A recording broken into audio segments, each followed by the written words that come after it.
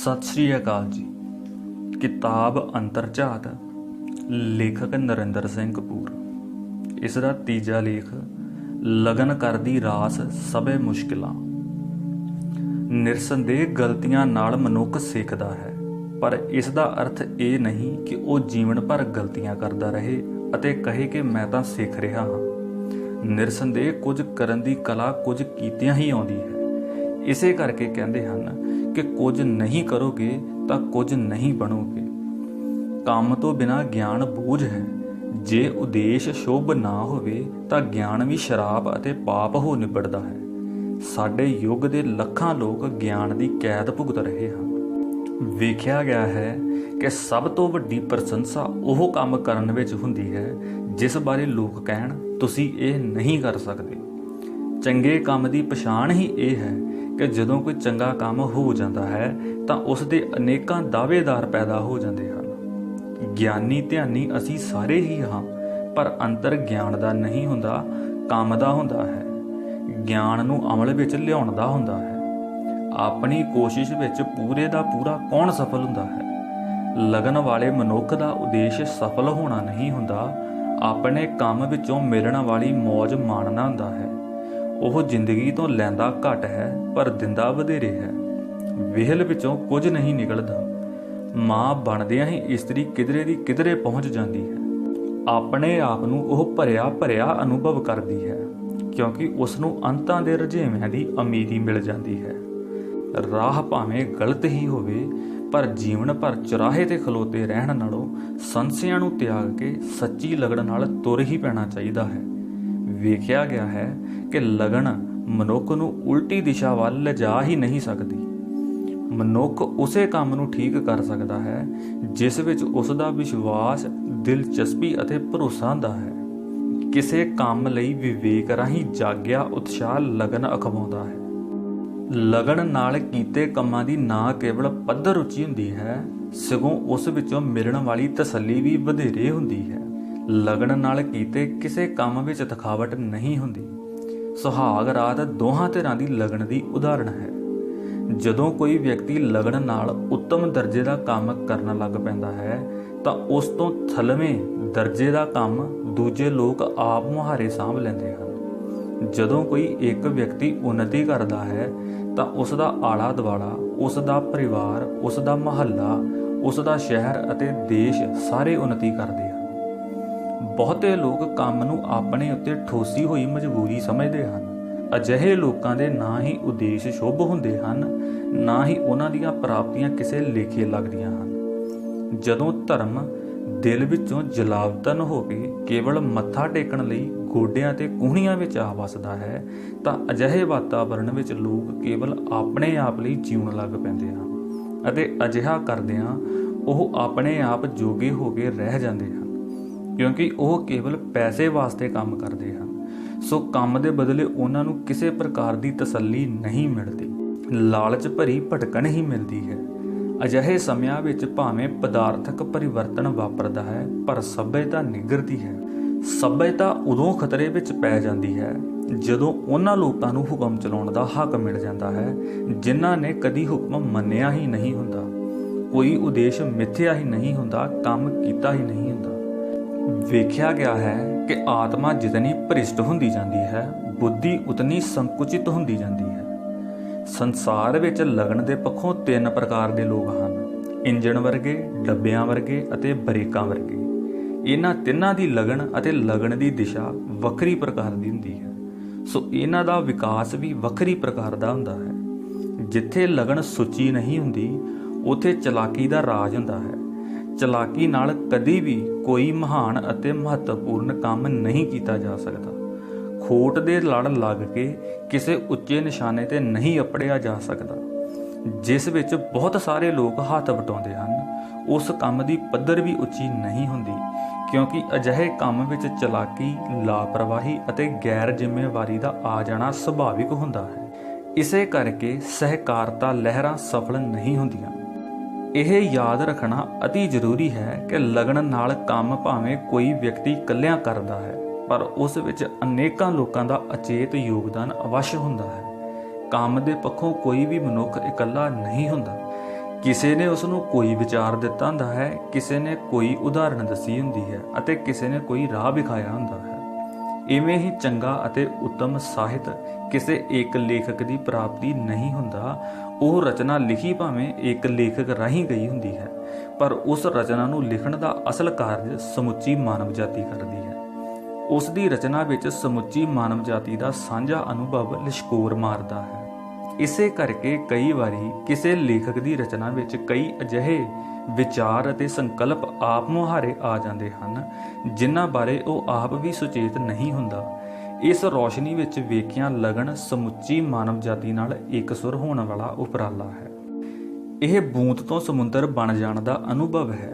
ਸਮੁੰਦਰ ਬਹੁਤ ਵੱਡਾ ਹੈ, ਪਰ ਆਕਾਸ਼ ਸਮੁੰਦਰ ਤੋਂ ਵੀ ਵੱਡਾ ਹੈ, ਪਰ ਆਕਾਸ਼ ਤੋਂ ਵੀ ਵੱਡੀ ਮਨੁੱਖ ਦੀ ਕਲਪਨਾ ਹੈ। ਲਗਨ ਵਿੱਚ ਸੋਝੀ ਨਾਲੋਂ ਵੀ ਵੱਡਾ ਰੋਲ ਕਲਪਨਾ ਦਾ ਹੁੰਦਾ ਹੈ।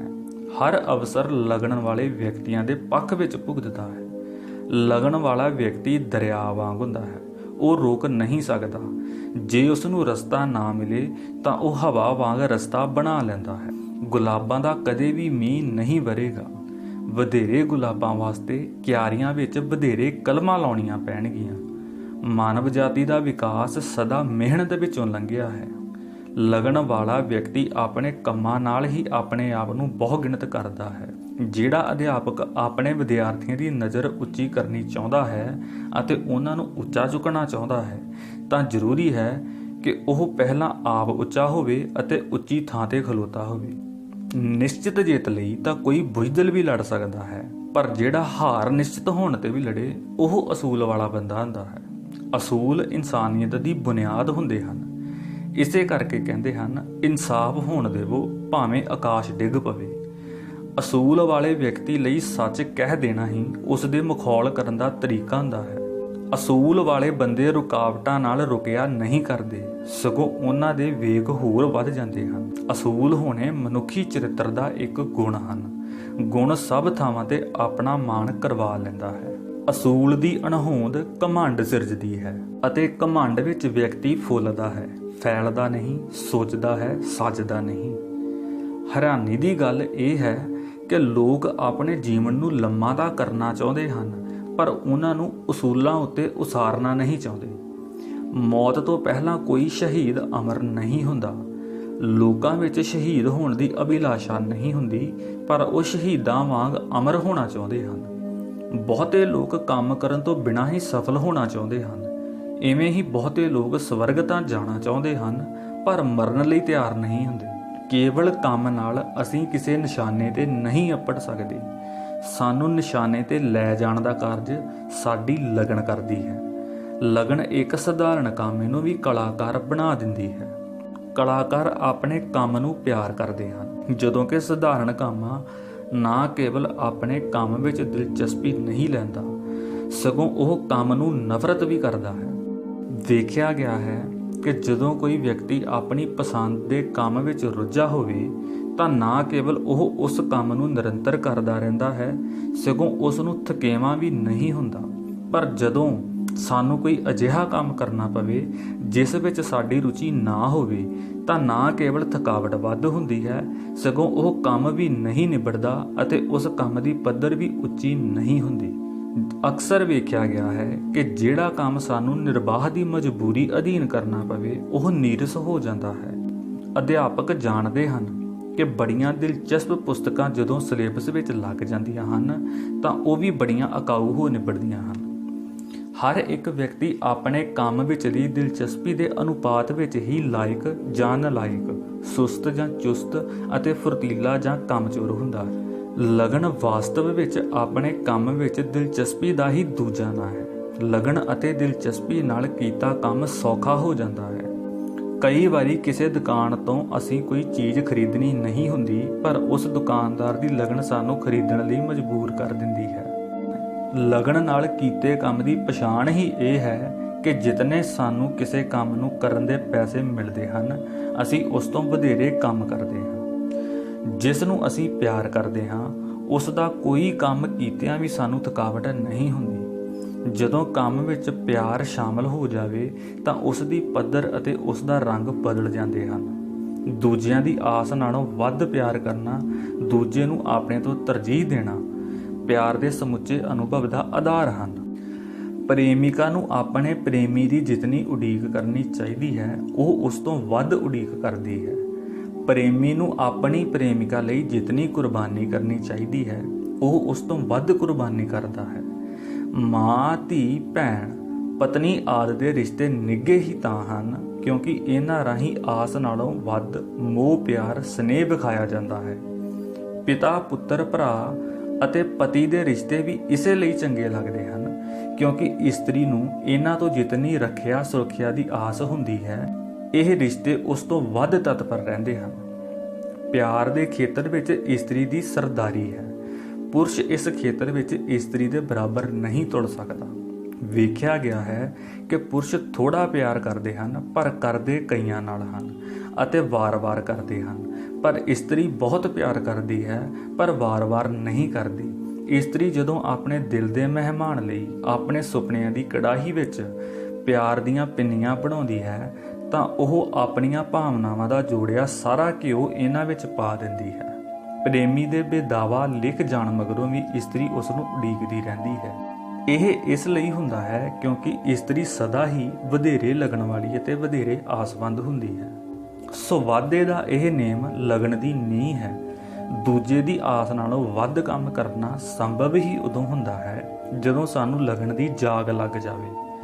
ਵੇਖਿਆ ਗਿਆ ਹੈ ਕਿ ਜਿਹੜਾ ਕੰਮ ਅਸੀਂ ਆਪਣੀ ਮਰਜ਼ੀ ਨਾਲ ਕਰਨਾ ਚਾਹੁੰਦੇ ਹਾਂ, ਉਸ ਬਾਰੇ ਜਾਣਵਾਂ ਅਤੇ ਪਰਿਵਾਰ ਦੇ ਜੀਆਂ ਆਦਿ ਦੀ ਰਾਏ ਸਾਡੀ ਰਾਏ ਦੇ ਵਿਰੁੱਧ ਹੁੰਦੀ ਹੈ, ਉਹ ਸਾਨੂੰ ਝਟਪਟ ਅਤੇ ਵੱਧ ਤੋਂ ਵੱਧ ਕਮਾਉਣ ਲਈ ਪ੍ਰੇਰਦੇ ਹਨ, ਜਦੋਂ ਕਿ ਅਸੀਂ ਕੰਮ ਵਿੱਚੋਂ ਮਿਲਣ ਵਾਲੀ ਵੱਧ ਤੋਂ ਵੱਧ ਤਸੱਲੀ ਵੱਲ ਰੁਚਿਤ ਹੁੰਦੇ ਹਾਂ। ਆਪਣੇ ਮਨਪਸੰਦ ਦੇ ਕੰਮ ਵਿੱਚ ਰੁਕਾਵਟਾਂ ਆਉਣਗੀਆਂ ਅਤੇ ਰੁਕਾਵਟਾਂ ਪਾਈਆਂ ਵੀ ਜਾਣਗੀਆਂ। ਮੁੱਢ ਵਿੱਚ ਮਾਇਕ ਲਾਭ ਨਾ ਹੋਣ ਦੇ ਬਰਾਬਰ ਹੋਵੇਗਾ, ਪਰ ਲੰਮੇ ਅਰਸੇ ਤੇ ਜਦੋਂ ਮਾਇਕ ਲਾਭ ਨੂੰ ਫੈਲਾ ਕੇ ਵੇਖਾਂਗੇ ਤਾਂ ਮਾਇਕ ਲਾਭ ਵੀ ਘੱਟ ਨਹੀਂ ਹੋਵੇਗਾ, ਜਦੋਂ ਕਿ ਮਨਪਸੰਦ ਦੇ ਕੰਮ ਵਿੱਚੋਂ ਮਿਲਣ ਵਾਲੀ ਖੁਸ਼ੀ ਵਾਧੂ ਹੋਵੇਗੀ। ਮਨਪਸੰਦ ਦੇ ਕੰਮ ਦੀ ਪੱਧਰ ਲਗਨ ਕਾਰਨ ਸਦਾ ਉੱਚੀ ਹੁੰਦੀ ਹੈ। ਜੇ ਤੁਸੀਂ ਆਪਣੀ ਮਨਪਸੰਦ ਦਾ ਕੰਮ ਕਰਨਾ ਚਾਹੁੰਦੇ ਹੋ ਤਾਂ ਮੁੱਢ ਵਿੱਚ ਕੁਝ ਸਾਕ ਸੰਬੰਧੀ ਜ਼ਰੂਰ ਨਿਰਾਸ਼ ਹੋਣਗੇ। ਸਾਡੇ ਪਿਆਰੇ ਨਾਨਕ ਦੇ ਪਿਤਾ ਵੀ ਗੌਤਮ ਦੇ ਪਿਤਾ ਵਾਂਗ ਆਪਣੇ ਪੁੱਤਰ ਤੋਂ ਸਦਾ ਨਿਰਾਸ਼ ਅਤੇ ਪਰੇਸ਼ਾਨ ਹੀ ਰਹੇ ਸਨ। ਜਦੋਂ ਕੋਈ ਵਿਅਕਤੀ ਸਫਲ ਹੋ ਜਾਂਦਾ ਹੈ ਤਾਂ ਸਾਰੇ ਵਿਰੋਧੀ ਸਹਿਯੋਗੀ ਬਣ ਜਾਂਦੇ ਹਨ ਅਤੇ ਤੁਹਾਡੇ ਮੁੱਢ ਦੇ ਵਿਰੋਧੀ ਤੁਹਾਡੇ ਸਭ ਤੋਂ ਵੱਡੇ ਪ੍ਰਸ਼ੰਸਕ ਹੋ ਨਿਬੜਦੇ ਹਨ। ਸਫਲਤਾ ਸਮੱਸਿਆਵਾਂ ਨੂੰ ਮੌਕਿਆਂ ਵਿੱਚ ਬਦਲਣ ਦਾ ਹੁਨਰ ਸਿਖਾ ਦਿੰਦੀ ਹੈ। ਜਦੋਂ ਤੁਸੀਂ ਪ੍ਰਸਿੱਧ ਹੋ ਜਾਂਦੇ ਹੋ ਤਾਂ ਤੁਹਾਡੀ ਰਫ਼ਤਾਰ ਵਧਾਉਣ ਲਈ ਲੋਕ ਆਪ ਹੀ ਰਾਹ ਛੱਡ ਦਿੰਦੇ ਹਨ। ਤੁਸੀਂ ਵੇਖਿਆ ਹੋਵੇਗਾ ਕਿ ਵਿਆਹ ਵਿੱਚ ਲਾੜਾ ਅਤੇ ਦੁਲਹਨ ਜਿੱਧਰੋਂ ਲੰਘਣ ਲੋਕ ਰਾਹ ਛੱਡ ਦਿੰਦੇ ਹਨ। ਇਹ ਇਸ ਲਈ ਹੁੰਦਾ ਹੈ ਕਿਉਂਕਿ ਉਹਨਾਂ ਦੀ ਸਫਲਤਾ, ਚਾਅ ਅਤੇ ਲਗਨ ਵਿੱਚ ਕੋਈ ਸ਼ੱਕ ਨਹੀਂ ਰਹਿ ਗਿਆ ਹੁੰਦਾ। ਟ੍ਰੈਫਿਕ ਵਾਲਾ ਸਿਪਾਹੀ ਵੀ ਦੁਲਹਨ ਦਾ ਚੂੜਾ ਵੇਖ ਕੇ ਉਸ ਦੇ ਖਾਵੰਦ ਦਾ ਚਲਾਨ ਨਹੀਂ ਕਰਦਾ। ਸਫਲਤਾ ਦੀ ਹਰ ਥਾਂ ਪ੍ਰਸ਼ੰਸਾ ਹੁੰਦੀ ਹੈ। ਸਫਲਤਾ ਸਾਡੇ ਵਿੱਚ ਸਵੈ ਵਿਸ਼ਵਾਸ ਸਿਰਜਦੀ ਹੈ। ਹਰ ਮਹੱਤਵਪੂਰਨ ਕੰਮ ਦੇ ਮੁੱਢ ਵਿੱਚ ਕਈ ਅਸਫਲਤਾਵਾਂ ਦਾ ਸਾਹਮਣਾ ਕਰਨਾ ਪੈਂਦਾ ਹੈ। ਯਾਦ ਰੱਖਣਾ ਚਾਹੀਦਾ ਹੈ ਕਿ ਕੋਈ ਵੀ ਸਫਲ ਵਿਅਕਤੀ ਪਹਿਲੀ ਵਾਰ ਹੀ ਜਾਂ ਪਹਿਲੇ ਹੀ ਯਤਨ ਵਿੱਚ ਸਫਲ ਨਹੀਂ ਹੋਇਆ ਹੁੰਦਾ। ਹਰ ਇੱਕ ਸਫਲ ਵਿਅਕਤੀ ਨੂੰ ਅਨੇਕਾਂ ਹਾਰਾਂ ਵਿੱਚੋਂ ਲੰਘਣਾ ਪੈਂਦਾ ਹੈ। ਹੌਸਲਾ ਹਾਰਾਂ ਵਿੱਚੋਂ ਹੀ ਉਪਜਦਾ ਹੈ ਅਤੇ ਇਹ ਲਗਨ ਨਾਲ ਕੀਤੇ ਜੱਦੋ-ਜਹਿਦ ਵੇਲੇ ਹੀ ਕੰਮ ਆਉਂਦਾ ਹੈ। ਹਾਰ ਅਤੇ ਅਸਫਲਤਾ ਸਾਡੀ ਲਗਨ ਦਾ ਇਮਤਿਹਾਨ ਹੁੰਦੇ ਹਨ। ਕੋਈ ਵੀ ਕੰਮ ਭਾਵੇਂ ਮੁਫਤ ਹੀ ਕਿਉਂ ਨਾ ਕੀਤਾ ਗਿਆ ਹੋਵੇ, ਅਜਾਈਂ ਨਹੀਂ ਜਾਂਦਾ। ਮੁਫਤ ਵਿੱਚ ਕੀਤੇ ਕੰਮ ਸਾਡੀ ਸ਼ਾਖ ਵਧਾਉਂਦੇ ਹਨ। ਜਿਹੜਾ ਵਿਅਕਤੀ ਮਿਲਣ ਵਾਲੇ ਪੈਸਿਆਂ ਨਾਲੋਂ ਵਧੇਰੇ ਕੰਮ ਕਰਦਾ ਹੈ, ਉਸ ਨੂੰ ਲਾਭ ਵੀ ਵਧੇਰੇ ਪ੍ਰਾਪਤ ਹੁੰਦਾ ਹੈ। ਉਸ ਕੋਲ ਗਾਹਕਾਂ ਦੀ ਭੀੜ ਲੱਗ ਜਾਵੇਗੀ। ਅਜਿਹੇ ਮਨੁੱਖ ਨੂੰ ਵੇਖਣ ਵਾਸਤੇ ਦੂਰੋਂ ਦੂਰੋਂ ਲੋਕ ਆਉਣਗੇ। ਕੁਦਰਤ ਵਿੱਚ ਵੀ ਇਹੀ ਨੇਮ ਕਾਰਜਸ਼ੀਲ ਹੈ। ਧਰਤੀ ਬੀਜ ਲੈ ਕੇ ਦਰਖਤ ਦਿੰਦੀ ਹੈ, ਗੁਠਲੀ ਲੈ ਕੇ ਅੰਬਾਂ ਦੇ ਟੋਕਰੇ ਮੋੜਦੀ ਹੈ। ਜਿਹੜੀ ਬਾਂਹ ਅਤੇ ਹੱਥ ਅਸੀਂ ਵਧੇਰੇ ਵਰਤਦੇ ਹਾਂ, ਉਹੀ ਬਾਂਹ ਅਤੇ ਹੱਥ ਕੇਵਲ ਵਧੇਰੇ ਕੰਮ ਹੀ ਨਹੀਂ ਕਰਦੇ, ਚੰਗੇਰਾ ਕੰਮ ਵੀ ਕਰਦੇ ਹਨ। ਚੰਗੇ ਮਾਲਕ ਨਾਲ, ਚੰਗੇ ਅਫਸਰ ਨਾਲ, ਚੰਗੇ ਪਤੀ ਆਦਿ ਨਾਲ ਤਾਂ ਹਰ ਕੋਈ ਗੁਜ਼ਾਰਾ ਕਰ ਸਕਦਾ ਹੈ। ਤੁਹਾਡੀ ਯੋਗਤਾ ਇਸ ਗੱਲ ਵਿੱਚ ਹੈ ਕਿ ਭੈੜੇ ਵਿਅਕਤੀ ਦਾ ਕੰਮ ਵੀ ਤੁਸੀਂ ਪੂਰੀ ਲਗਨ ਨਾਲ ਕਰੋ ਅਤੇ ਰੱਬ ਉੱਤੇ ਕਰਜ਼ਾ ਚੜਾ ਦਿਓ। ਸ਼ਕਤੀ ਵਿਰੋਧੀ ਹਾਲਤਾਂ ਵਿੱਚ ਵਿਚਰਨ ਨਾਲ ਹੀ ਉਪਜਦੀ ਹੈ। ਸ਼ਕਤੀਸ਼ਾਲੀ ਦਰਖਤ ਉਹ ਹੁੰਦਾ ਹੈ ਜਿਹੜਾ ਇਕੱਲਾ ਖਲੋਤਾ ਹਨੇਰੀਆਂ ਅਤੇ ਤੂਫਾਨਾਂ ਨੂੰ ਸੱਦਾ ਦਿੰਦਾ ਹੈ। ਅਜਿਹੇ ਦਰਖਤ ਵਿੱਚ ਤੂਫਾਨੀ ਸੰਜਮ ਹੁੰਦਾ ਹੈ। ਹਰ ਤੂਫਾਨ ਉਸ ਨੂੰ ਉਖਾੜਨ ਦੀ ਲੜਾਈ ਲੜਦਾ ਹੈ, ਜਦੋਂ ਕਿ ਉਹ ਹਰ ਤੂਫਾਨ ਵਿੱਚੋਂ ਵਧੇਰੇ ਸ਼ਕਤੀਸ਼ਾਲੀ ਹੋ ਕੇ ਉੱਭਰਦਾ ਹੈ। ਮਾਪਿਆਂ ਦਾ ਫਰਜ਼ ਹੈ ਕਿ ਉਹ ਆਪਣੀ ਸੰਤਾਨ ਨੂੰ ਜ਼ਿੰਦਗੀ ਦੀ ਪਹਿਲੀ ਕਤਾਰ ਵਿੱਚ ਬੈਠਣ ਦਾ ਸਹਿਜ ਹੁਨਰ ਸਿਖਾਉਣ। ਅਧਿਆਪਕਾਂ ਦਾ ਕਰਤੱਵ ਹੈ ਕਿ ਉਹ ਆਪਣੇ ਵਿਦਿਆਰਥੀਆਂ ਨੂੰ ਸਿਖਾਉਣ ਕਿ ਜਦੋਂ ਸਾਰੇ ਥੱਕ ਜਾਣ ਤਾਂ ਵੀ ਉਹਨਾਂ ਵਿੱਚ ਕੁਝ ਕਦਮ ਹੋਰ ਚੱਲਣ ਦੀ ਹਿੰਮਤ ਹੋਣੀ ਚਾਹੀਦੀ ਹੈ। ਸਾਡਾ ਸਾਰਿਆਂ ਦਾ ਇਹ ਸਾਂਝਾ ਧਰਮ ਹੈ ਕਿ ਅਸੀਂ ਅਗਲੀ ਪੀੜ੍ਹੀ ਨੂੰ ਮਿਲਣ ਵਾਲੀ ਉਜਰਤ ਦੇ ਮੁਕਾਬਲੇ ਪੱਧਰ ਅਤੇ ਗਿਣਤੀ ਦੇ ਪੱਖੋਂ ਵਧੇਰੇ ਕੰਮ ਕਰਨ ਦੀ ਜਾਚ ਸਿਖਾਈਏ। ਜਦੋਂ ਕਾਮਾ ਚੰਗਾ ਹੋਵੇ ਤਾਂ ਮਾਲਕ ਆਪੇ ਚੰਗਾ ਹੋ ਜਾਂਦਾ ਹੈ। ਜਦੋਂ ਸੰਤਾਨ ਲਾਇਕ ਹੋਵੇ ਤਾਂ ਮਾਪੇ ਆਪੇ ਸਿਆਣੇ ਬਣ ਜਾਂਦੇ ਹਨ। ਆਲੇ ਦੁਆਲੇ ਝਾਤ ਮਾਰ ਕੇ ਵੇਖੋ, ਤੁਹਾਨੂੰ ਜਾਣਨ ਵਿੱਚ ਦੇਰ ਨਹੀਂ ਲੱਗੇਗੀ ਕਿ ਕੁਝ ਹੀ ਲੋਕ ਸਫਲ ਕਿਉਂ ਹੋ ਰਹੇ ਹਨ ਅਤੇ ਬਹੁਤੇ ਅਸਫਲ ਹੀ ਕਿਉਂ ਹੋਈ ਜਾ ਰਹੇ ਹਨ। ਕਾਮੇ ਦੀ ਆਸ ਨਾਲੋਂ ਉਸ ਨੂੰ ਵਧੇਰੇ ਤਨਖਾਹ ਦੇਣ ਦਾ ਅਸੂਲ ਵੀ ਮਾਲਕ ਦੀ ਸਫਲਤਾ ਦਾ ਭੇਦ ਹੋ ਨਿਬੜਦਾ ਹੈ। ਕਾਮੇ ਨੂੰ ਉਸ ਦੀ ਆਸ ਨਾਲੋਂ ਵੱਧ ਤਨਖਾਹ ਦੇ ਕੇ ਸਿਆਣੇ ਮਾਲਕ ਆਪਣਾ ਮੁਨਾਫਾ ਸਹਿਜੇ ਹੀ ਵਧਾ ਸਕਦੇ ਹਨ। ਜਿਹੜੀਆਂ ਕੰਪਨੀਆਂ ਵੱਧ ਤਨਖਾਹਾਂ ਦਿੰਦੀਆਂ ਹਨ ਉਹੀ ਵਧੇਰੇ ਮੁਨਾਫਾ ਕਮਾਉਂਦੀਆਂ ਹਨ। ਅਜਿਹੇ ਕਾਮੇ ਜਿੱਥੇ ਵੀ ਹੋਣਗੇ ਉਹ ਮਾਲਕ ਦੀ ਆਸ ਨਾਲੋਂ ਵਧੇਰੇ ਜ਼ਿੰਮੇਵਾਰੀਆਂ ਦਾ ਬੋਝ ਆਪੇ ਚੁੱਕ ਲੈਣਗੇ। ਇਸ ਅਸੂਲ ਦੀਆਂ ਉਦਾਹਰਣਾਂ ਦੇਣੀਆਂ ਤੁਹਾਡੀ ਅਕਲ ਉੱਤੇ ਸ਼ੱਕ ਕਰਨ ਵਾਲੀ ਗੱਲ ਹੋਵੇਗੀ। ਕੋਈ ਵੀ ਵਿਅਕਤੀ ਦੂਜਿਆਂ ਦੇ ਸਹਿਯੋਗ ਤੋਂ ਬਿਨਾਂ ਨਾ ਅੱਗੇ ਜਾ ਸਕਦਾ ਹੈ ਨਾ ਉੱਪਰ ਉੱਠ ਸਕਦਾ ਹੈ। ਜਿਤਨਾ ਕੋਈ ਵੱਡਾ ਆਗੂ ਹੁੰਦਾ ਹੈ ਉਸ ਨੂੰ ਉਤਨੇ ਹੀ ਵਧੇਰੇ ਲੋਕਾਂ ਦੇ ਸਹਿਯੋਗ ਦੀ ਲੋੜ ਹੁੰਦੀ ਹੈ। ਦੂਜਿਆਂ ਤੇ ਦੋਸ਼ ਲਾਉਣ ਅਤੇ ਨਿੰਦਾ ਕਰਨ ਦੀ ਆਦਤ ਕਾਰਨ ਅਸੀਂ ਉਹਨਾਂ ਦੇ ਸਹਿਯੋਗ ਤੋਂ ਵਿਰਵੇ ਰਹਿ ਜਾਂਦੇ ਹਾਂ। ਦੋਸ਼ ਲਾਉਣਾ ਪ੍ਰਸ਼ੰਸਾ ਕਰਨ ਨਾਲੋਂ ਸੌਖਾ ਕੰਮ ਹੁੰਦਾ ਹੈ। ਪ੍ਰਸ਼ੰਸਾ ਕਰਨ ਦੀ ਸ਼ਕਤੀ ਸਫਲ ਜ਼ਿੰਦਗੀ ਦੇ ਤਜਰਬੇ ਵਿੱਚੋਂ ਉਪਜਦੀ ਹੈ।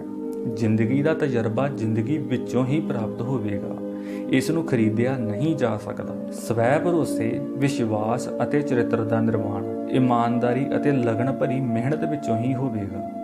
ਮਿਹਨਤ ਦਾ ਅਸਲੀ ਫਲ ਧਨ ਨਹੀਂ, ਗਿਆਨ ਅਤੇ ਚਰਿੱਤਰ ਹਨ।